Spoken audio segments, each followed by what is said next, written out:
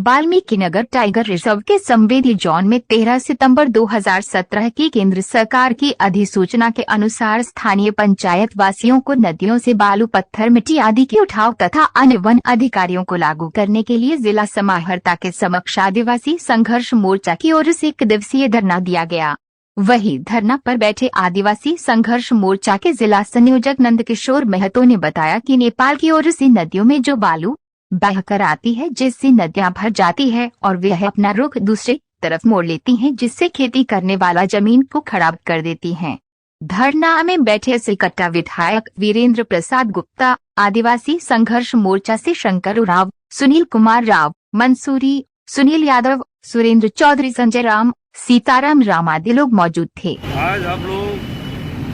जो आदिवासी संघर्ष मोर्चा और भाकपा माले के बैनर तले यहाँ धरना दिए हुए हैं, इसमें सीधे तौर पे जो मोदी सरकार के द्वारा जनता के जो भी अधिकार हैं उस पर बुलडोजर चलाया जा रहा है। जो वन अधिकार कानून था उसको पार्ट में करके मोदी सरकार ने उसकी धज्जी उड़ा दी और आदिवासियों के अधिकारों को उसने ख़त्म कर दिया, उनको वंचित कर दिया। जो जंगल के आसपास जो रहते थे लोग, उनके अधिकारों को उसने वंचित कर दिया।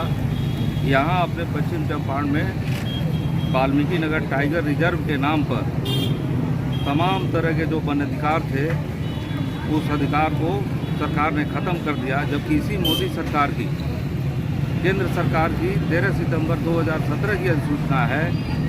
कि वाल्मीकि नगर टाइगर रिजर्व के इलाके में जो भी नदियां हैं उन नदियों से मिट्टी, बालू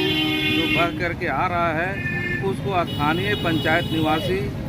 इस्तेमाल कर सकते हैं अपने घरों के निर्माण के लिए, सड़कों के निर्माण के लिए, सामुदायिक काम के निर्माण के लिए। लेकिन यहाँ उस पर बंदिशें लगी हुई है और ये सीधे तौर पे जनता के खिलाफ में है सरकार का ये निर्णय। हम यहाँ आज बैठे हुए हैं,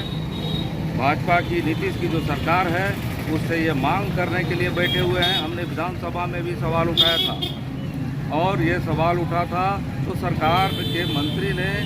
ये अपना बचाव करते हुए ये कह दिया था, हमने कहा था कि यहाँ जो है बालू और पत्थर भरने से नदियाँ उथली हो गई हैं और जिसके चलते नदियों की दिशा बदल जा रही है और व्यापक पैमाने पर जंगल में भी कटाव हो रहा है। व्यापक पैमाने पर कृषि भूमि जो है 1000 एकड़ कट रही है, लोगों के निजी खेतों में बालू भर जा रहा है और इसके साथ साथ जो गरीब लोग हैं जिनका पीएम आवास स्वीकृत है उस योजना के तहत वो बन नहीं पा रहा है, क्योंकि सोन सैंड लाना यहाँ काफ़ी महंगा है। नौनाहा में वाल्मीकि नगर के क्षेत्र में, वाल्मीकि नगर यहाँ से 102 किलोमीटर दूर है। अब आप सोच लीजिए कि वहाँ से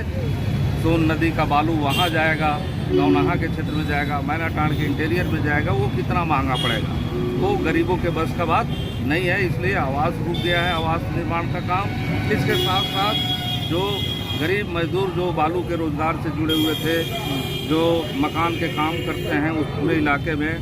जो लेबर का काम करते हैं, राजमिस्त्री का काम करते हैं, वैसे तमाम लोगों का काम भी ठप हो गया है। तो रोज़गार के लिहाज से भी, पर्यावरण के लिहाज से, लोगों की खेती बाड़ी की ज़मीन को बचाने के लिहाज से, जंगल को बचाने के लिहाज से, वहाँ नदियों का जो बालू पत्थर के रूप में गाद है उसकी सफाई ज़रूरी है। और इस मांग के लिए आज हम लोग यहाँ धरना दिए हुए हैं। हमने विधानसभा में भी सरकार का ध्यान आकृष्ट किया है। आज फिर जनता के आंदोलन के माध्यम से, जनता के धरना के माध्यम से हम लोग इसको सरकार के ध्यान में लाना चाहते हैं और इसमें जो भी मुकदमे हुए हैं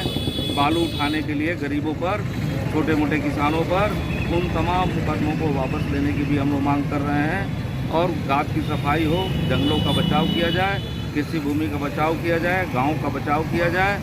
और लोग रोजी रोजगार का भी दरवाजा इसे खुलेगा। इसलिए आज से हम लोग वहाँ बालू उठाव के लिए हम लोग आज यहाँ आंदोलन किए।